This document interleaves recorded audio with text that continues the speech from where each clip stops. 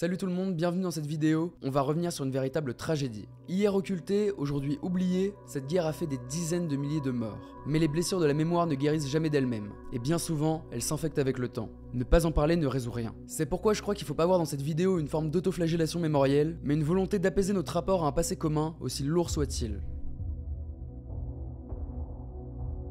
Nous sommes à la fin de la Première Guerre mondiale. L'Allemagne est défaite et la SDN se charge de l'organisation de ses anciens territoires. Les mandats africains sont alors placés sous tutelle internationale. Ainsi, le Cameroun est confié aux administrations françaises et anglaises. Prolonger le colonialisme sous prétexte d'y mettre fin, là est le grand paradoxe ou l'hypocrisie du système international de l'époque. En 1945, l'ONU, via la Charte des Nations Unies, prévoit d'engager ces territoires sur le chemin de l'indépendance. Au Cameroun, une formation politique mène ce combat, l'Union des populations du Cameroun. Créé en 1948 et emmené par Ruben Umniobe, l'UPC porte deux revendications, l'indépendance et la réunification des Camerouns français et britanniques. Exploitant habilement les rivalités des puissances coloniales, l'UPC se fait rapidement connaître au Cameroun, et parvient même à se faire entendre au-delà des frontières. Umniobe est ainsi invité 3 fois à New York pour s'exprimer à l'ONU entre 52 et 54. La constitution d'un conseil de gouvernement et d'une assemblée avec des pouvoirs législatifs. Et enfin, la fixation d'un délai pour l'octroi de l'indépendance au peuple camerounais. Telles sont, Monsieur le Président, les questions sur lesquelles le peuple de mon pays m'a mandaté pour venir ici. Et au retour au pays, un accueil triomphal l'attend. Mais cette popularité croissante inquiète la France. L'administration coloniale utilise alors les ressorts dont elle dispose pour lutter contre l'UPC. Surveillance, propagande, infiltration, harcèlement judiciaire et trucage électoral. L'Église livre également à la police les secrets de la confession. Pour discréditer le mouvement, les journaux français présentent l'UPC comme une simple subversion communiste, une sorte de Viet Minh africain. Mais la France ne peut aller contre le sens de l'histoire et contre la communauté internationale. En 1955, les pays du tiers-monde se réunissent à Bandung. La même année, la France accorde au Cameroun l'autonomie interne pour ne pas avoir à lui accorder l'indépendance. La loi cadre de fer devra entériner le processus. Ne pouvant éradiquer le nationalisme, les Français cherchent désormais à le dissoudre. Gaston Defferre défend ses réformes devant des étudiants en sciences politiques. C'était une revendication qui tenait à cœur à tous les habitants des territoires d'outre-mer. Oui, mais ça doit poser des quantités de problèmes parce que il y a des quantités de gens qui ne sont pas évolués. Ça pose d'incontestables problèmes, mais les populations les moins évoluées sont très intéressées en vérité par la situation politique. Mais cette ouverture dissimule le principal objectif de la France, neutraliser l'influence des mouvements indépendantistes. Roland Pré se charge de cette nouvelle politique. Mais en mai 1955, un mouvement social d'ampleur secoue le Cameroun, et Roland Pré accuse l'UPC d'en être l'instigatrice. Il fait réprimer les manifestations dans le sang et fait enfermer des centaines de manifestants. Les leaders UPC se sont traqués, et en juillet 1955, le gouvernement français fait tout simplement interdire l'UPC, le réduisant à la clandestinité. En France, les regards sont tournés vers l'Algérie. Aux États-Unis, rares sont les voix qui s'élèvent. Si bien que ce tournant majeur passe inaperçu aux yeux de l'opinion internationale. En 1956, la loi cadre de fer est adoptée. Elle accorde l'autonomie interne au Cameroun pour faire définitivement taire les revendications indépendantistes. Succédant à Roland Pré, Pierre Messmer sera chargé de l'organisation des premières élections libres, devant aboutir à l'élection d'un gouvernement autonome. Dans le même temps, les Français négocient avec les UPCistes en cavale. En échange de l'amnistie, on leur propose d'abandonner leurs revendications et de reconnaître ce gouvernement fantoche installé par Paris. Mais en Sanaga-Maritime, la population emmenée par Niobe ne marche pas. L'UPC met en place une organisation armée pour faire dérailler le scrutin. Et des dizaines de milliers de Camerounais prennent le maquis. La donne a changé, la France organise la répression. Pour nettoyer la région, les troupes françaises appliquent les méthodes de contre-guérilla imaginées à Madagascar, affinées en Indochine et utilisées au même moment en Algérie. Des villages sont anéantis à coups de napalm.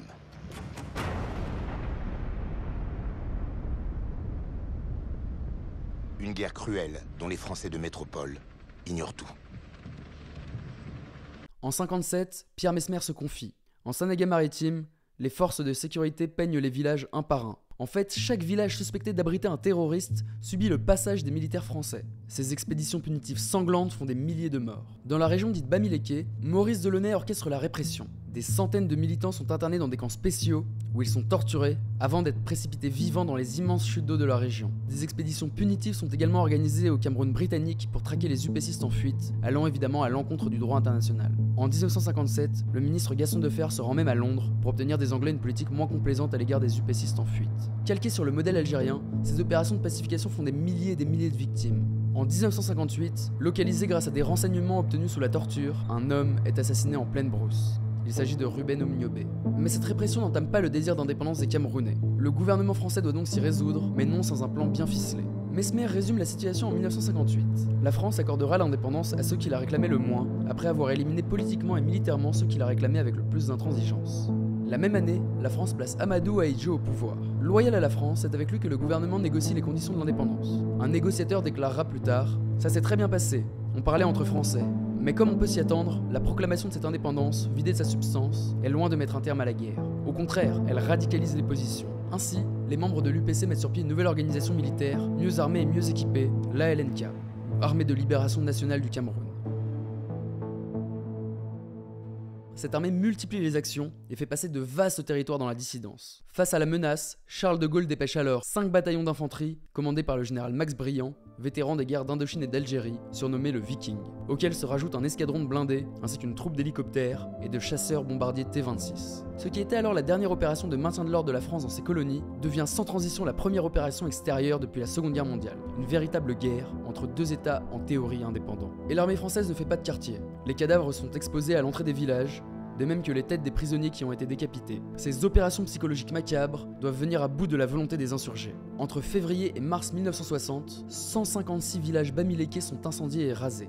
Un bilan méticuleux des destructions de biens publics est opéré. 116 classes, 3 hôpitaux, 46 dispensaires, 12 stations agricoles, 40 ponts sont détruits. Personne n'a recensé les logements privés détruits, ni les récoltes incendiées. Personne n'a pu dénombrer les dizaines de milliers de civils qui ont été massacrés. On ne connaîtra jamais le bilan exact. Et alors que la torture se généralise, pour la première fois, on assiste à des bombardements aériens. Selon Briand lui-même, en 6 mois, ce changement de nature du conflit fait 20 000 victimes. Dans le même temps, au-delà des frontières, la police secrète française traque les UPCistes en fuite.